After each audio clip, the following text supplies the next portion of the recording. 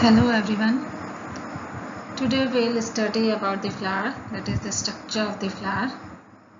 Myself Dr. Primrata Vikal. Now, how to describe a flower? हम flower को कैसे describe करें?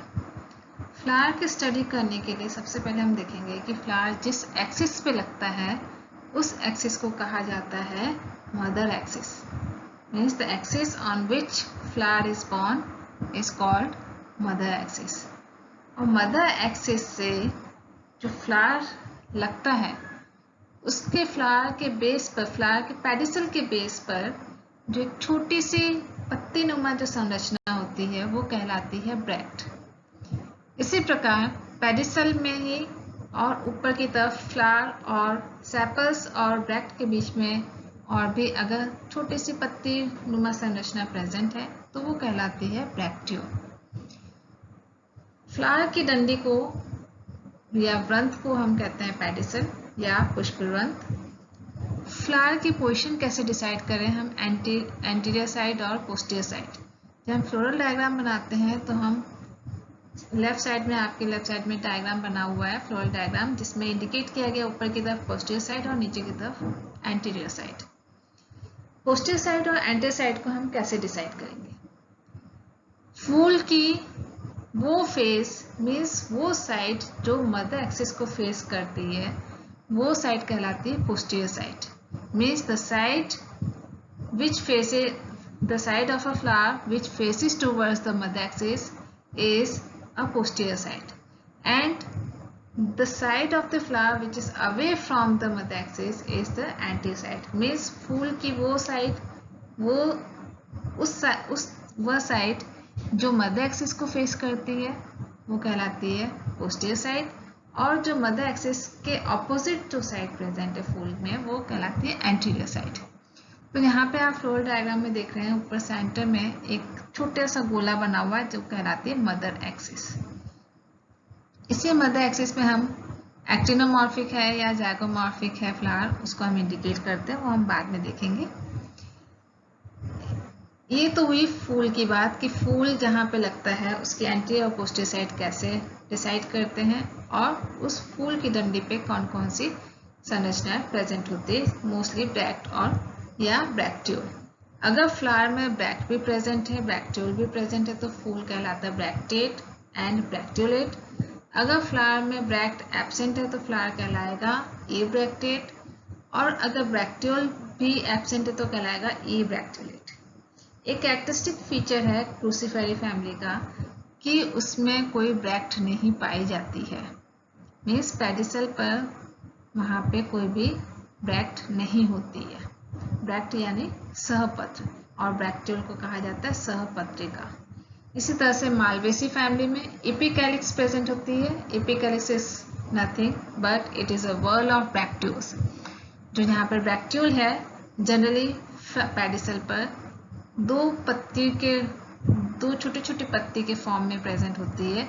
लेकिन मालवेसी फैमिली का ये कैरेक्टरिस्टिक फीचर है कि वहाँ पे जो ब्रैक्टियोल्स हैं वो एक चक्र में प्रेजेंट होते हैं. लगभग 5 से 7 ब्रैक्टियोल्स जनरली प्रेजेंट होते हैं वो, और उस ग्रुप ऑफ ब्रैक्टियोल्स, उस वर्ल ऑफ ब्रैक्टियोल्स को कहा जाता है एपिकैलिक्स. सिमेट्री, सममित. सिमेट्री की हम बात करें तो फ्लावर को दो प्रकार से बताया गया है, सिमेट्रिकल फ्लावर और एसिमेट्रिकल फ्लावर. सममित पुष्प या असममित पुष्प.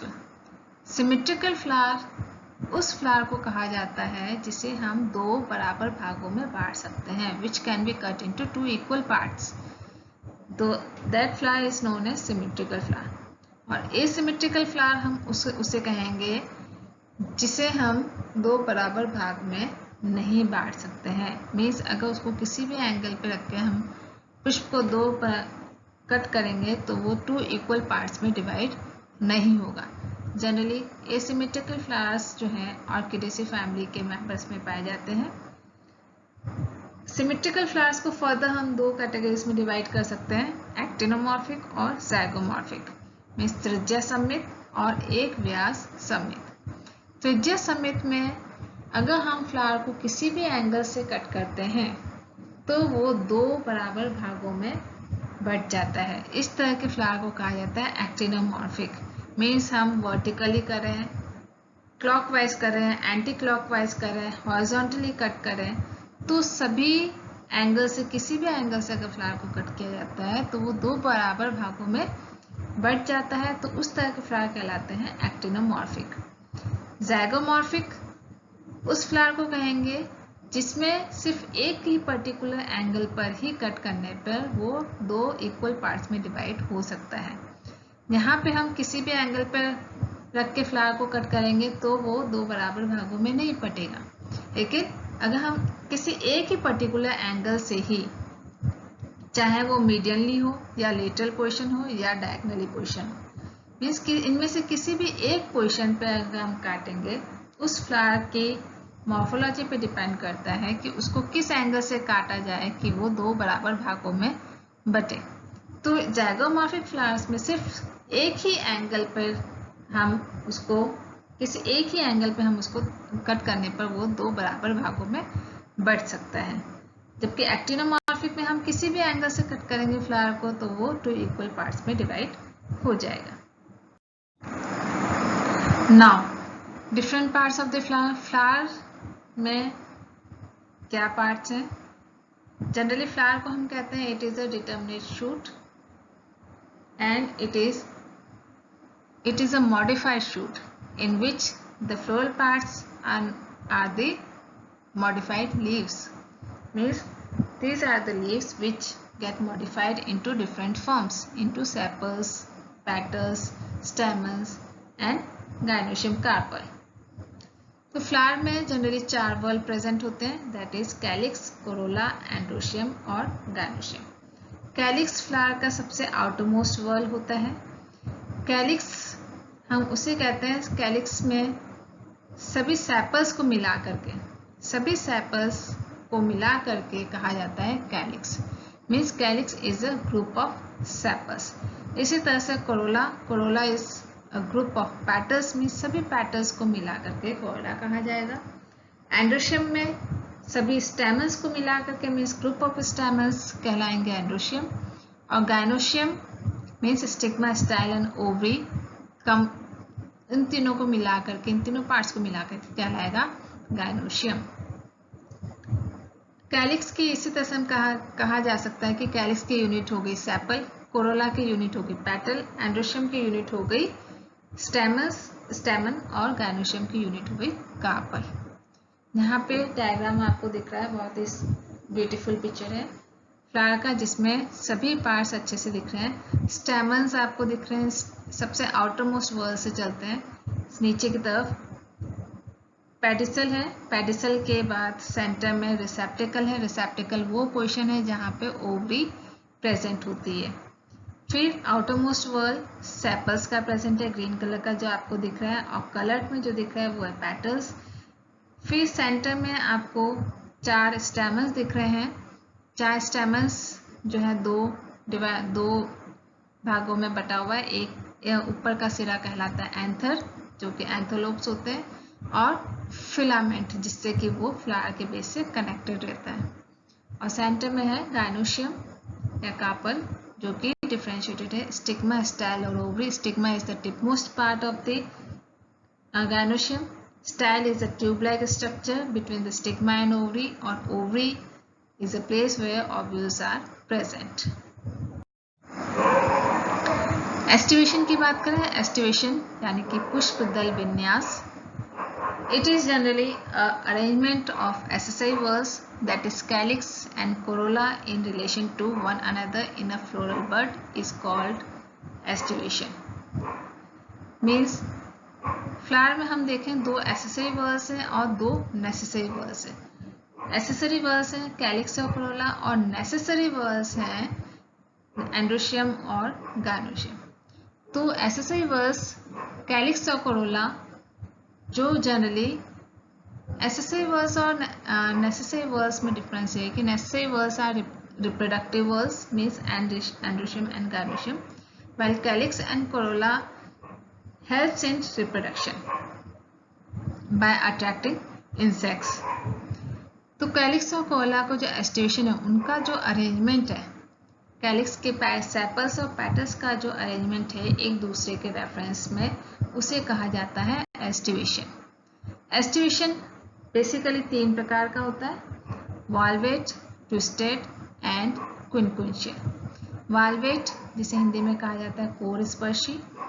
कोर स्पर्शी की अगर हम बात करें तो यहाँ पे आप डायग्राम नंबर 1 में देख रहे हैं कि सभी जो पेटल्स या सेपल हैं वो एक ही लाइन में अरेंज्ड है, मीन्स एक सभी पेटल एक दूसरे के बगल में सेम लेवल पर अरेंज्ड हैं विदाउट ओवरलैपिंग ईच अदर।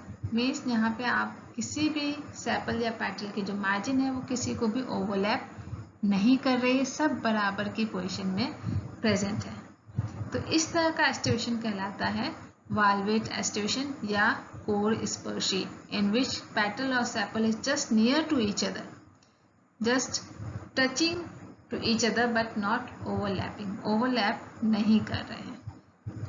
यहाँ पे अगर एक और टर्म है पॉली और गैम, अगर ये सेपल या पेटल फ्री हैं, मीन्स एक दूसरे के पास में अरेंज है लेकिन आपस में फ्यूज्ड नहीं है, तो इस तरह के पेटल्स या सेपल्स को कहा जाएगा पॉलीपेटलस या पॉलीसेपलस कंडीशन। अगर यही सेपल या पेटल आपस में जुड़े हुए हैं तो कहा जाएगा गैमोपेटलस या गैमोसेपलस कंडीशन।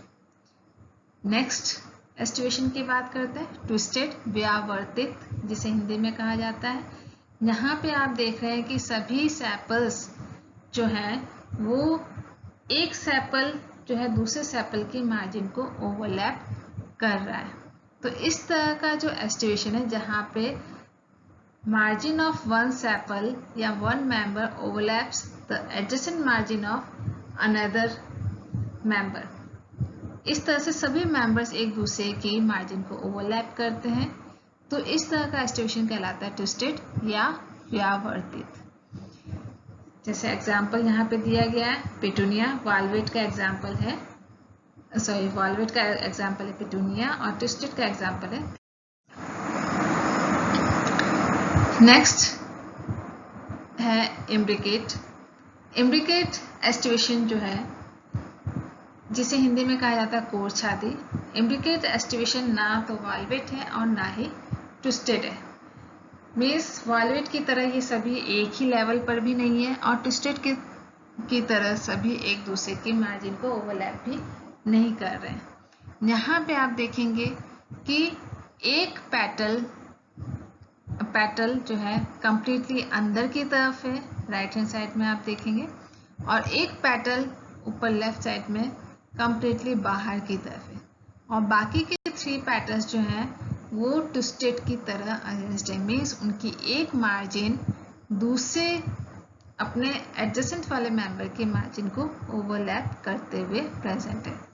तो इस तरह के एस्टिवेशन को कहा जाता है इम्ब्रिकेट एस्टिवेशन, जहाँ पर एक मेंबर कंप्लीटली अंदर है, एक मेंबर कंप्लीटली बाहर है, एक्सटीरियर है, और other members and other 3 members are arranged like twisted. जैसे कि आप इस तरह का एस्टिवेशन कैलिस्टेमोन में देखने को मिल सकता है, जिसे बॉटल ब्रश प्लांट भी कहा जाता है।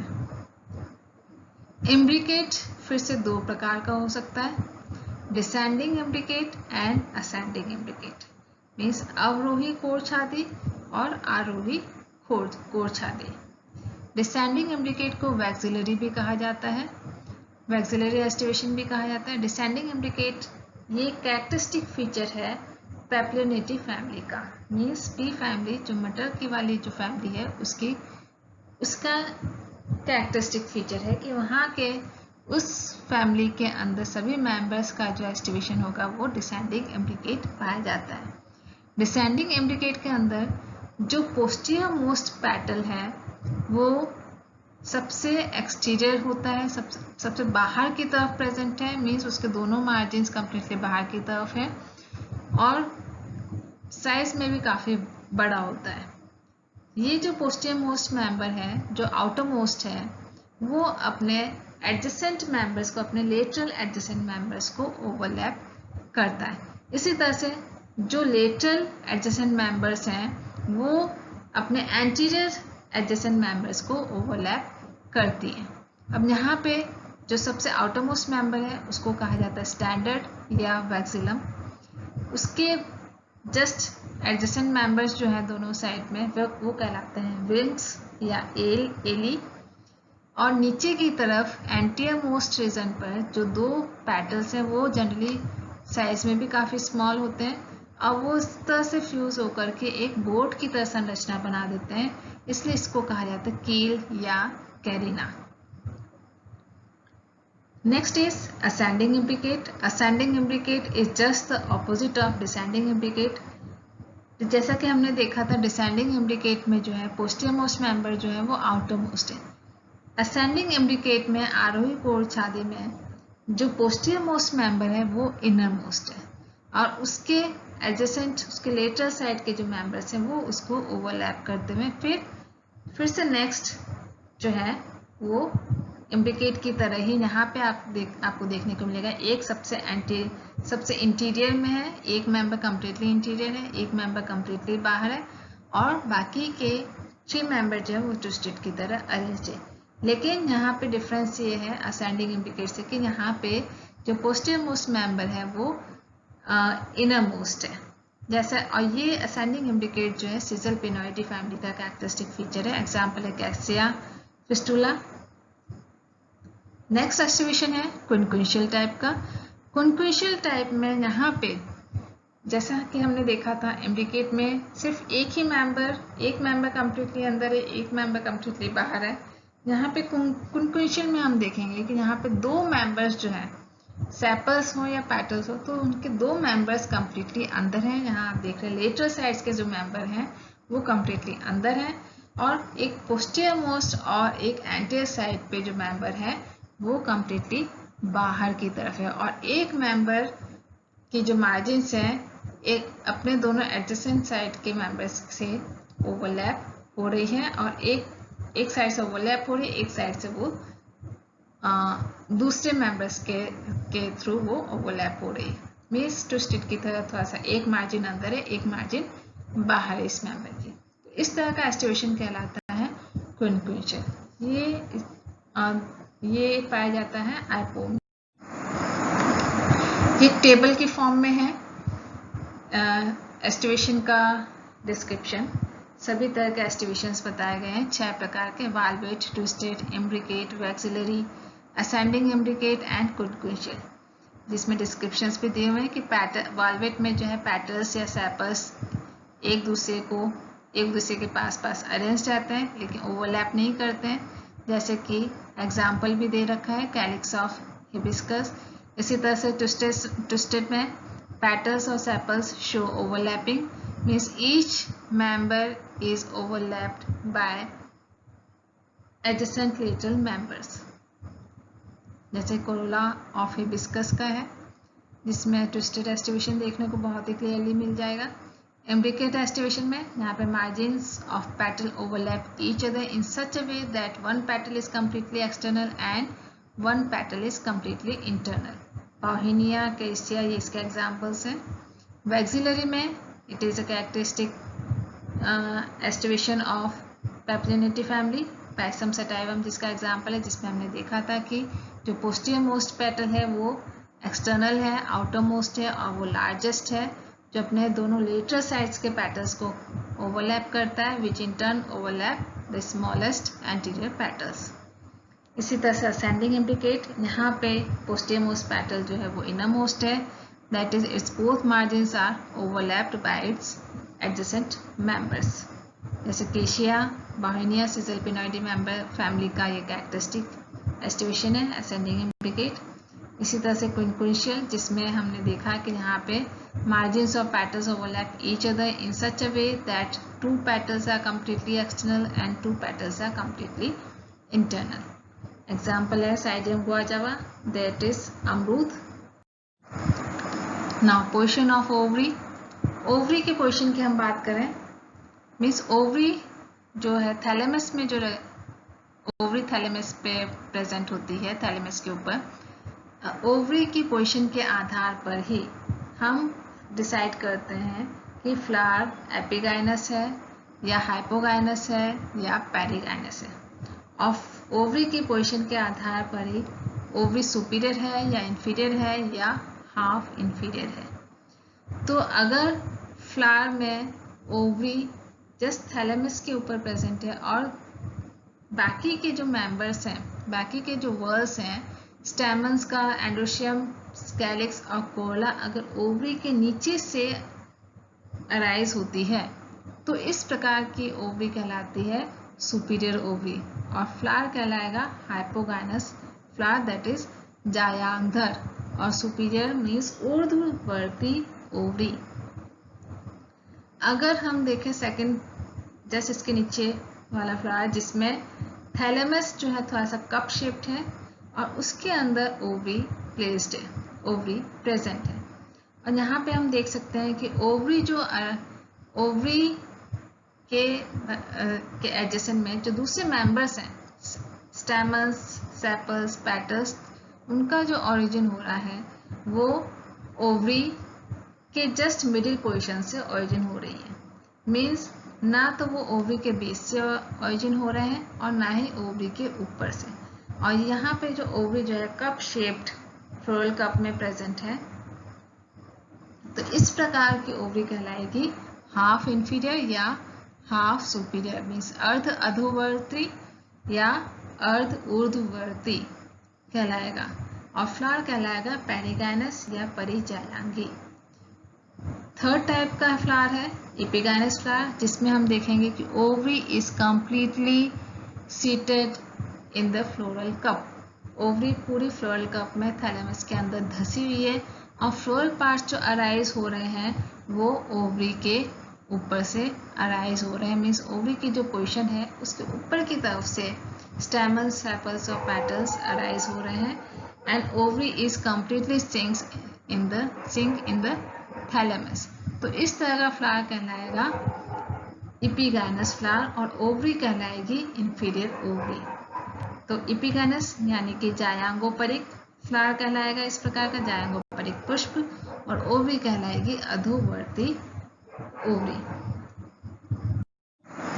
यहाँ पे और डायग्राम्स के साथ एपिगाइनस, पेरिगाइनस और फ्लावर, हाइपोगाइनस फ्लावर ओवरी की पोजीशन दिखाई गई है। मीन्स ओवरी इंफीरियर, अगर फ्लावर एपिगाइनस है तो ओवरी इंफीरियर है, फ्लावर पेरिगाइनस है तो ओवरी हाफ इंफीरियर या हाफ सुपीरियर कहलाएगी, अगर फ्लावर हाइपोगाइनस है तो ओवरी सुपीरियर कहलाएगी। Thank you.